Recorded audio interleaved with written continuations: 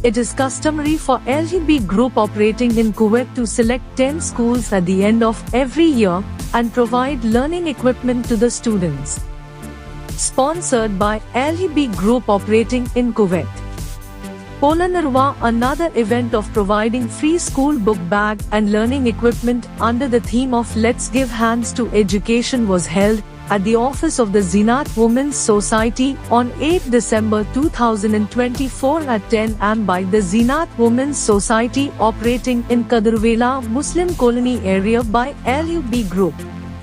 As the chief guest of the event, businessman N.H. Ansar, Maulvi Abul Hassan, Foreign Minister of Maulvi, Amana Bank Manager Jibri, and members including Ms. Fafsuna, President of the Zinat Women's Society, Member of Young Man Muslim Association, YMMA, Member of National Construction Association of Sri Lanka, NCSAL, Muhyiddin Mohammad Nalim, Director, International Affairs, International Human Rights Global Mission, National Vice Chairman of International Human Rights Global Mission S. Mahroof, Board of Director International Human Rights Global Mission and former Divisional Council Member, Justice of the Peace for the Whole of Sri Lanka Dr. Vyut M. Mofeet, Trincomalee District Director and International Affairs,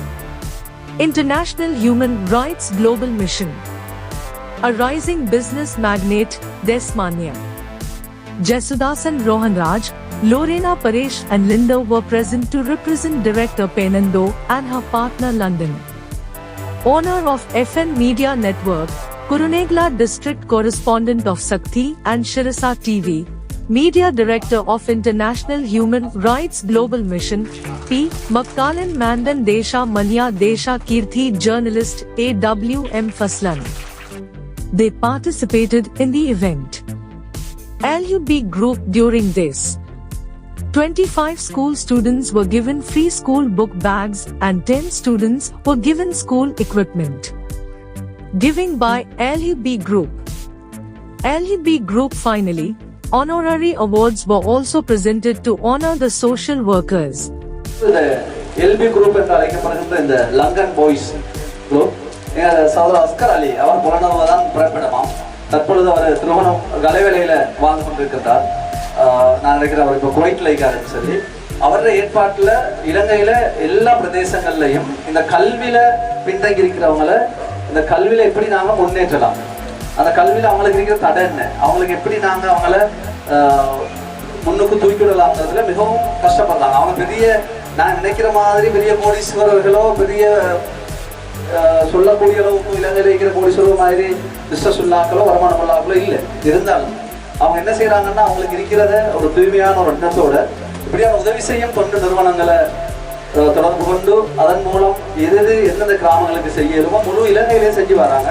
அதுல ஏற்பாட்டில் தான் நம்மளுக்கும் அவனோட conduct கட்சி அல்ஹம்துலில்லாஹ் LUB குரூப்புக்கும் நாங்கள் பிரார்த்தனை செய்வோம். அவங்களோட நோக்கமும் அவங்களோட எண்ணமும் அல்லாஹ் இன்னும் அவங்களுக்கு என்ன செய்யணும், வெற்றியை கொடுக்கணும் என்று சொல்லி ஒரு காட்டை ஒரு பெரிய தீ பொறி இதை உருவாக்குறதுக்கு பத்த வைக்கிறது ஒரு தீக்குச்சி தான். எங்களுக்கு ஒரு பெரிய தீ புலம்பு வேணும் என்று சொன்னா நாங்க உடனே தீ பிளம்ப எடுக்கலாம். நாங்க பத்த வைக்கிறது தீக்குச்சி சின்னது தான். தீக்குச்சில இருந்து வர நெருப்பும் சின்னது தான். அந்த நெருப்பு தான் மற்ற எல்லா இடத்துக்கும் கொண்டு போயிட்டு சேர்க்கும். அந்த தீ பிளம்பா மாத்துறதுக்கு தான் நாங்க இந்த ஏற்பாடை செஞ்சு கொண்டு வரோம். அல்ஹம்துலில்லாஹ். உங்களுக்கு தெரியுமா ஒரு விஷயத்தை நாங்க எல்லாத்தையும் நாங்க செய்யறதானே சாப்பிடுறதுக்கு ஒன்று சாப்பிட்டு பார்த்தா அது இன்ட்ரெஸ்ட் பட்டா நாங்க அதே தேடி போய் சாப்பிடுறோம். ஒரு விஷயம் ஒரு சாப்பாடு ஃபேவரட் எங்கட ஃபேவரட் ஃபுட்டா இருந்தா நாங்க கொஞ்சம் ட்ரை பண்றோம், அது எங்களுக்கு பிடிச்சிருது, நாங்க தேடி போயிட்டு சாப்பிடுறோம். அதே மாதிரி உதவி செய்யறத ஒரு தைனம் ட்ரை பண்ணி பாருங்க. ஒரு தைனம் சின்ன அளவுல யாரா இருந்தாலும் பரவாயில்ல. எங்கட தனவந்தர்களுக்கும் நான் சொல்றேன், எங்கட இப்படித்தான் உதவின்னு சொல்றது எப்பயுமே நாங்க நிலத்துல வச்சுக்கொள்ளணும். பெரிய அளவுல செய்யறது மட்டுமில்ல உதவி. மனசால நாங்க ஒருத்தருக்கு துவா செஞ்சாலும் உதவித்தான், ஒரு புன்முறுவல் பூத்தாலும் உதவித்தான், அது பெரிய சதக்காவே. அதனால நீங்க உதவி நான் சொல்றேன், இன்னைக்கு உதவி செஞ்சு பாருங்க, யாராலையும் உங்களை ஸ்டாப் பண்ணிடலாம். ஏன் தெரியுமா? அது போதையா மாறிடும். உதவி செய்யறதே போதையா மாறிடும். நாங்க இந்த உலகத்துல பஞ்சகாலம் தான் வாழ போறோம். ஆனா மறைந்த மாமனிதர் அப்துல் கலாம் சொல்லுவாங்க, ஒரு மனிதனுடைய பிறப்பு சம்பவமாக இருக்கட்டும், அவனுடைய இறப்பு சரித்திரமாக மாறட்டும். ஒரு பல தியாகத்துக்கு மத்தியிலே இந்த எல்பி குரூப் செல்கிறது. இவர்கள் வேலை செய்யக்கூடிய, அன்றாடம் வேலை செய்யக்கூடிய தன்னுடைய இரத்தத்தை வேர்வையாக மாற்றி அவர் கொஞ்சம் அவங்க எல்லாரும் ஒரு பொருளாதாரமா சேர்த்து தான் இந்த ஊருக்கு மட்டுமல்ல இலங்கை பூராக இந்த சமூகத்துக்கு குறிப்பாக கல்வியை அந்த அவர்களுக்கு மத்தியிலே மாணவர்களை தட்டி எழுப்பி ஊக்கத்தை உருவாக்குகிறார்கள். அதே போன்றுதான் கல்வி மட்டுமல்ல, வீடு இழந்தோருக்கு வீடு வாசலை கட்டி கொடுக்கிறார்கள், மலசல கூடங்களை அமைத்துக் கொடுக்கிறார்கள், நீர் இணைப்புகளை செய்து கொடுக்கின்றார்கள்.